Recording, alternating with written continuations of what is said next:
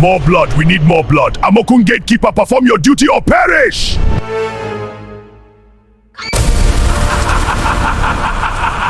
If you carry a child again, it will not breathe!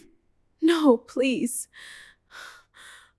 No, please. Shh, it's okay. I'm here. It was so... You're safe now. Breathe. Everyone in New Covenant Assembly trusted Deacon Elijah Adeyemi. He was a widower, quiet, disciplined, the kind of man who never missed morning devotion.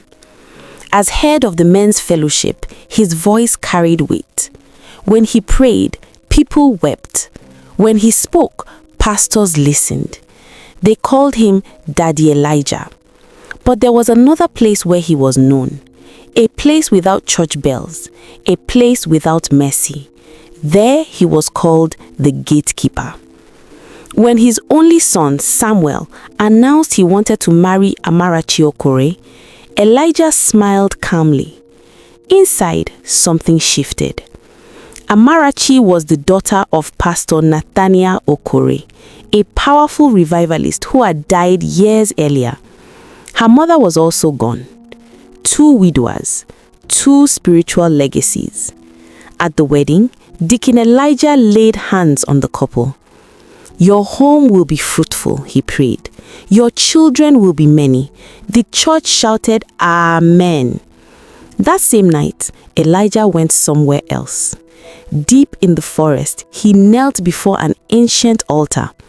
My son must not outrun me, he whispered. His star must feed mine. The altar responded. Amarachi became pregnant within 3 months. She glowed. Samuel danced around the house.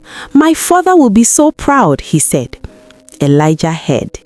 That night, as Amarachi slept, her womb opened spiritually. A small light entered. Elijah intercepted it. He consumed it. By morning, Amarachi woke up with pain. By evening, blood soaked the sheets. Doctors said, it's one of those things. Elijah cried the loudest. The devil is wicked. Men's fellowship prayed. The second pregnancy did not announce itself with joy. It came with fear. Amarachi stared at the pregnancy test for a long time, her hands shaking. God, please, she whispered, not again. When she told Samuel, he smiled, but his eyes searched her face. This time will be different, he said softly. But that night, Amarachi dreamed. She was standing in a wide field, holding a baby wrapped in light. Suddenly, the ground split open. A hand reached out. Before it could touch the child, another hand, burning like fire, blocked it. A voice thundered, "You shall not pass." She woke up screaming. That same night, Deacon Elijah prepared. He fasted publicly during the day. At night, he wore a different garment. As he left his body, confident as always, he reached for the womb and screamed. Fire scorched his fingers. He recoiled. Impossible. He tried again. The fire intensified. Then he saw him. A tall man stood beside the womb, dressed in white, eyes blazing. It was Pastor Nathaniel Okore, dead but standing. Elijah's voice shook. You died years ago. The spirit answered calmly. I rested. I did not retire. The unborn child kicked. The womb glowed. Elijah retreated, furious. Days passed. The pregnancy held. Amarachi began to hope. Samuel, I think my father is praying for us, she said one night. Samuel chuckled nervously. The dead don't pray, my love. But Deacon Elijah began to change. He became restless, angry, short-tempered. He prayed louder in church. Any power standing against this family, die. The congregation shouted, Amen. The altar answered silently. Elijah regrouped. He did not attack the womb directly again. Instead, he weakened the surroundings. Fear, stress, confusion. One night, Amarachi felt a sharp pain. Not sudden, slow. By morning, she knew. The second seed was gone. She screamed. Samuel held her shaking. Why us, God? Elijah arrived minutes later. He fell on the floor dramatically. I saw a man fighting me in the spirit, he cried. A stubborn pastor spirit. Amarachi froze. Her heart skipped. That night, Amarachi dreamt again. Her father stood beside a river. My daughter, he said gently, your enemy eats with you. Daddy, who? She asked. He pointed, but before she could see, she woke up. Her heart raced. She told Samuel. Samuel frowned. Dreams come from grief. She told Deacon Elijah. He laughed softly. The devil wants to turn you against me, and she felt ashamed. The dark forest. Elijah knelt before the elders. The dead man is standing in my way. The eldest elder hissed. Then break his influence. How? Elijah asked. They answered, blood for blood, strength for strength. Elijah did not hesitate. At the deepest altar, Elijah laid down his right hand. Take it. Power exploded. Bones cracked. His hand shriveled. In the physical world, Amarachi screamed. The unborn child screamed once, then silence. In the spirit realm, Pastor Nathaniel staggered, but did not fall. You can wound, he said, but you cannot erase. Elijah collapsed, half paralyzed, but victorious. Also, he thought. Elijah rushed to Samuel's house, shaking. I fought a terrible battle, he cried. A wicked pastor spirit attacked me. Hours later, Amarachi's phone rang. Your father's grave was tampered with, her aunt sobbed. They say he was a wizard even after death. The room spun. Amarachi remembered her father's last words. If they accuse me, it means I was effective. But grief is louder than wisdom. Her father was disgraced, reburied, silenced. Elijah moved in. I will help you pray, he said. Now he didn't need to hide. Every time Samuel touched his wife, Elijah watched.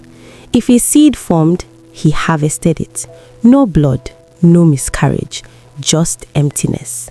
4 long years. One night, Amarachi knelt and whispered, God of my father, if you are still alive, answer me. Something shifted. At a prayer mountain, a prophet looked at her and said, your womb is guarded by the dead, but eaten by the living. Felt in the unfamiliar church, the air felt different. Not louder, not dramatic, just alive. She had been fasting for 5 days. No food, no strength, only tears. Her lips were cracked as she whispered, God, if you are still there, answer me tonight. The pastor had warned her earlier. Pastor Nathaniel, low, firm. Some battles don't answer noise, they answer truth. So when the prayer began, there was no shouting, just silence. Then suddenly, a sound. Not from the congregation, from the altar. A deep, ancient vibration, like something had been disturbed beneath the ground. Amarach froze. Her heart started pounding. Voice, not loud, not soft. Who opened this gate? The candles on the altar flickered violently. The pastor stepped back, his face pale. Pastor Nathaniel, this altar has answered. Amarach screamed. She saw it then, not with her eyes, with her spirit.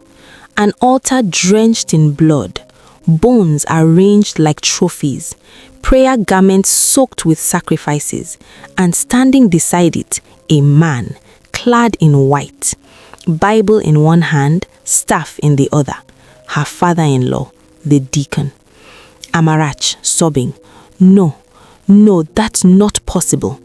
The vision zoomed closer. She saw him kneeling before a dark throne. Deacon, younger, cruel. Take my wife. Make me strong. Give me dominion over wounds. and the altar answered. His wife died. Power entered him. Years later, when his son married, the altar demanded more. The first pregnancy had been easy. The altar tasted it quietly. No blood, no pain. The second pregnancy, however, resisted because Amarat's father, Pastor Nathaniel, had prayed. The altar became angry. That night, the deacon stood naked before it. Deacon, what do you want? The altar responded with fire. Blood must answer blood. He cut his palm. The miscarriage happened before dawn, but the altar was still hungry. When the third seed formed, Amarat felt joy. The deacon felt fear.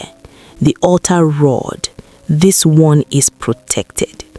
He gathered his coven, deacons, prayer warriors, choir members, all kneeling not to God, but to him. Deacon, tonight we raise the price.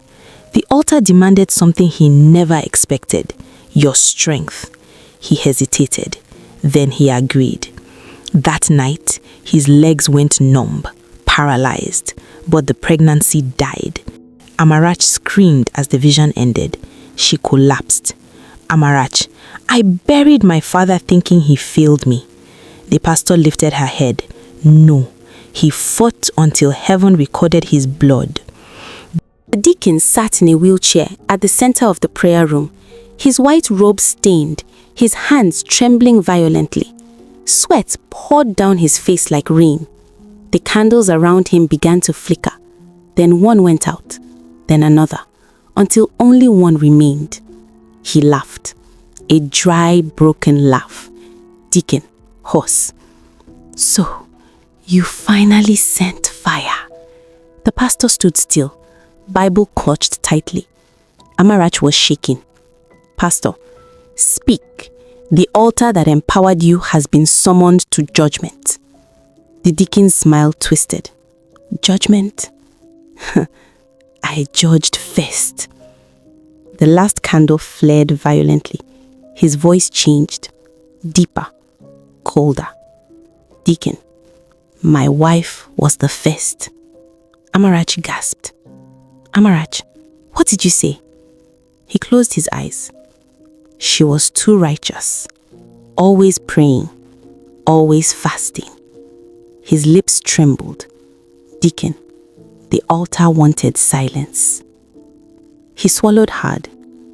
Deacon, I buried her with church hymns and took her soul to the altar at night. Amarach screamed. Amarach, you are lying! You are lying! The deacon laughed again, this time crying. I became a deacon the same year I became a murderer. The walls began to shake.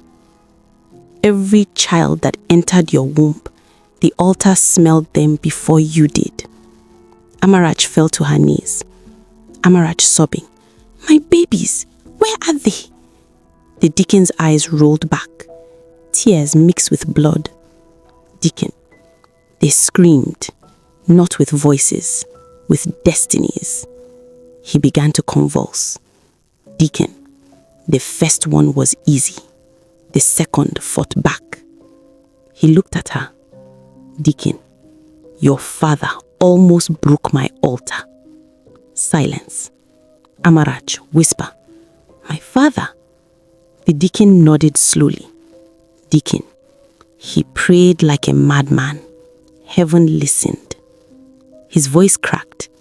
Deacon, so I raised the price. The room went cold. I gave my legs, and the altar took his life. Amarach let out a sound that wasn't human. The pastor stepped forward. Pastor, you will confess everything. The deacon screamed. Deacon, I am confessing. The last candle exploded. Deacon, the choir, the prayer group, they knelt with me. Thunder struck. Deacon, but the altar lied to me. He clawed at his chest. Deacon, I was untouchable. His voice broke into terror.